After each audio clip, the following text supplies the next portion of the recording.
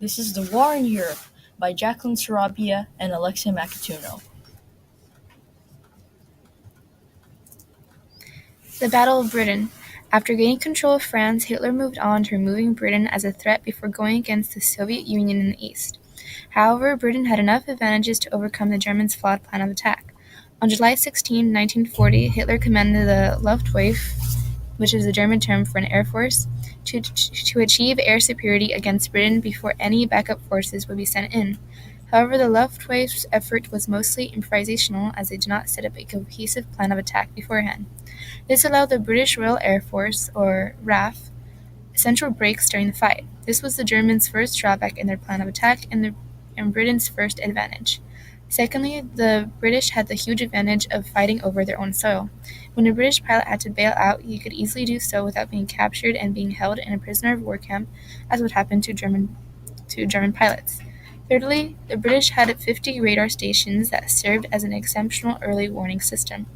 These radar stations allowed the British command to more efficiently use their forces by showing them the direction, altitude, and number of incoming German attacks. Britain's fourth advantage was due to the growing British airplane manufacturing that by the summer of 1940 was able to surpass German production. This meant the RAF could keep an equal amount of fighters as the Germans could. The Battle of Britain ran from early July through the end of October 1940.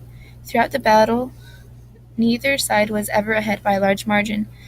By the end of August, German attacks on British airfields had begun to weaken RAF's ability to fight back. However, Hitler saw this as a stalemate and ordered a change in focus away from the airfields and onto London. This allowed the RAF to recuperate enough to repeal the invasion against London. By bombing London and other cities, the Germans wished to break the British people's will to fight. However, their attacks only worked in the British people's favor as it served a purpose in revitalizing the British's will to fight. By September 17, Hitler was forced to postpone any invasion of Britain. The Luftwaffe switched to nighttime bombing in order to lessen their losses. By the end of October, both sides had lost numerous fighters, but RAF had fewer deaths than the Germans. Eventually, Hitler unwillingly accepted that Britain would not be beaten into submission. However, his hope was that the upcoming invasion of the Soviet Union would force the British into accepting an accommodation with his new continental empire. This is Operation Barbarossa. Operation Barbarossa was planned out only for the fear not only for the fear of Soviets, but for Russia's mass amounts of resources. The German army was to quickly eliminate Russian forces with more than 3 million soldiers and nearly 2,700 planes and about 3,000 tanks, currently one of the largest military undertakings in history. Russia was caught by surprise. At first, the Germans were spread out on 3 fronts: north, central, and south. Then they realized that attacking on all 3 fronts was difficult, and they would have more major losses if they continued on. So they focused their attention on Leningrad, failed, turned to Moscow, and gained limited success. The invasion of Russia had turned into a stalemate. The recovery of the Soviets was swift and smooth. They had moved all their soldiers from the east to west, because they had received information that the Japanese did not have any intent to attack them and were also part of America's Lend-Lease deal, which meant they had more trucks to transport soldiers quickly where they were needed. When Operation Barbarossa started, the Nazis were on the offensive.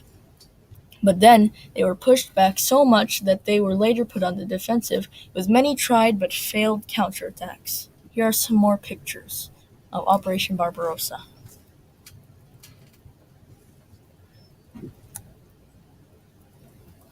America changing attitudes. In the fall of 1940, President Roosevelt made the Destroyers for Bases Agreement with Great Britain, which not only gave the British badly needed destroyers, but protection with American control over some of the British bases. When Roosevelt came into his third term, he made the Lend-Lease legislation that made the United States into the so-called arsenal of democracy. In the fall of 1941, Roosevelt and Churchill met to issue American and British war aims in a meeting called the Atlantic Charter. This is them in the Atlantic Charter. After the Battle of Britain, Operation Barbarossa, and America's attitude, the Battle of Stalingrad and the Battle of Kursk occur in the east, and the Battle of the Atlantic to the west, including D-Day.